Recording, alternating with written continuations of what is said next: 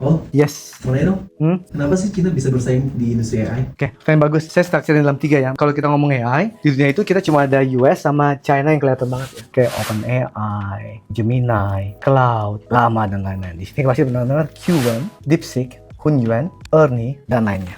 Saking intensnya persaingan AI di Cina, menyambut tahun baru China 2026, perusahaan-perusahaan ini menghabiskan jutaan dolar untuk campaign. QN dari Alibaba menghabiskan 430 juta dolar membagikan bubble tea gratis yang harus dipesan secara online. Tencent menghabiskan 140 juta dolar untuk angpau digital dengan menyelesaikan gamification online. Douyin memberikan ribuan hadiah sampai ribuan dolar lewat Spring Festival televisi nasional. Kalau kita mau ngeliat kenapa mereka bisa bersaing head to head, saya bilang ada 3 sebab. Saya start yang pertama adalah akibat cloud, 2 akibat talent, ketiga, market. Kalau kita punya perusahaan cloud, kita bisa melatih AI kita secara gratis. AI itu kan membutuhkan computing power, GPU, dan juga data storage dong. Kenapa? Ini untuk melatihnya. Kalau saya udah punya perusahaan cloud, saya bisa menggunakan infrastruktur yang ada. Jadi nggak perlu nyewa, nggak perlu bayar. Perusahaan-perusahaan ini nih, kalau teman-teman lihat, itu udah punya hubungan dengan cloudnya masing-masing.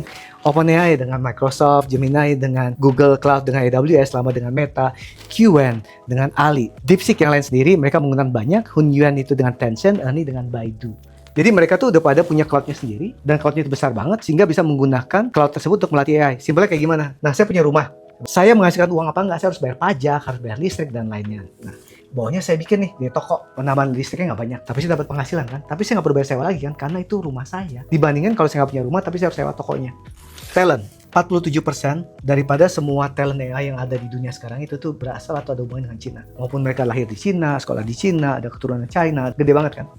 2. Lulusan STEM Cina itu 4-5 juta orang per tahun. Lulusan STEM di Indonesia itu cuma 200-300 ribu per tahun. Penduduk Indonesia itu sekitar 1/5 daripada penduduk Cina, tapi lulusan STEM kita tuh cuma lebih sedikit daripada 1/20-nya. Kebayangkan jauhnya.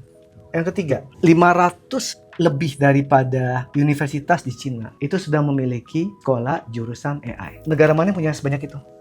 Nah, berikutnya market. 1,4 billion orang. 1 billion connected ke internet. Data biometrik terbanyak di dunia. CCTV terbesar di dunia. E-commerce terbesar di dunia. Ride-hailing terbesar di dunia. Kan pasti teman-teman pernah dengar lah tentang single day, dalam semalam bisa menghasilkan berapa penjualan, tuh nggak ada negara yang mengalami. Dengan data sebanyak itu, ini mensupport ekosistem kenapa Cina bisa bersaing di AI. Tentunya yang terakhir adalah dengan Great Firewall kan.